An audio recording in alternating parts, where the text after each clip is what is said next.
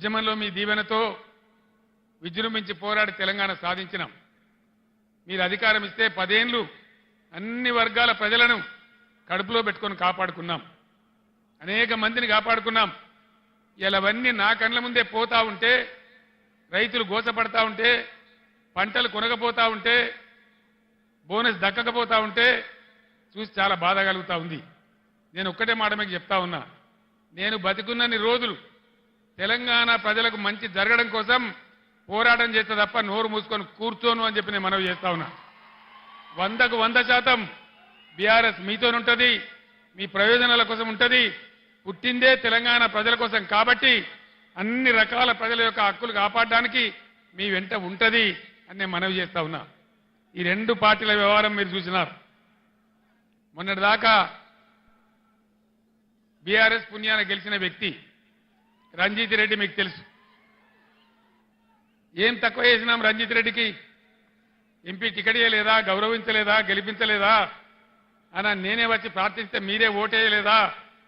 ఇలా ఎందుకు పార్టీ మారిండు రంజిత్ రెడ్డి? దేనికోసం మారిండు? ఆయన మన పొద్దుతిరుగుడు పువ్వా? అధికారం ఎటువంటి ఆడు తిరుగుతాడా? దయచేసి ఆలోచన చేయాలి. ఈ ఇద్దరు వ్యక్తులు కూడా ఎవరికి తెలిసిన వాళ్ళు కాదు. బీజేపీ తరఫున నిలబడ్డాయినా కానీ ఇలా కాంగ్రెస్కి వెళ్ళి వచ్చాడైనా కానీ ఏ కారణం మీద పోయిండు రంజిత్ రెడ్డి? ఎందుకు పోయిండు?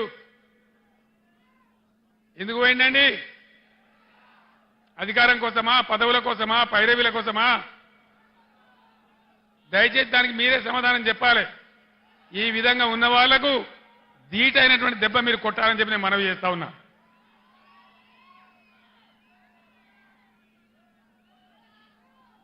కాంగ్రెస్ పార్టీ చెప్పింది అన్ని పంటలు కొంటాం, ప్రతి పంటకు బోనస్ ఇస్తాం.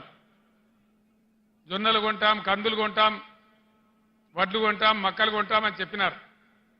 వానకాలం పంటలకు కానీ ఇయ్యలే. ఇలా యాసంగి కూడా కొనుగోలు స్టార్ట్ అయినాయి.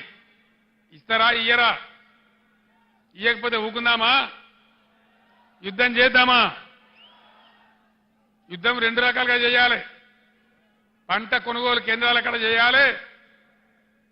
అక్కడ కనుక స్పందన రాకపోతే 500 రూపాయలు కట్టియకపోతే ఓట్ల డబ్బాలు గుద్దితే డిపాజిట్ రాకుండా ఓడగొట్టాలి.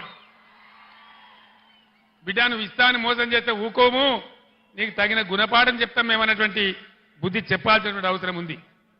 ఎన్ని వాగ్దానాలు చేసినారండి? 420 వాగ్దానాలు చేసినారు. ఆడపిల్లలకు స్కూటీలు కొనిస్తామన్నారు. స్కూటీలు ఎక్కడ పోయా? స్కూటీలు దాని ప్రతిపాదన ఉందా? స్కూటీలు లేవు. కానీ రాష్ట్రంలో లూటీలు మాత్రం జోరుగా చేస్తా ఉన్నారు. భయంకరమైన లూటీ మొదలుపెట్టినారు. హైదరాబాద్తో సహా కేసీఆర్ గవర్నమెంట్ ఉన్నప్పుడు రంగారెడ్డి జిల్లాలో, మేడ్చల్ జిల్లాలో, మల్కాజిగిరి జిల్లాలో, యావత్ తెలంగాణ వ్యాప్తంగా భూముల ధరలు ఎట్లా ఉండే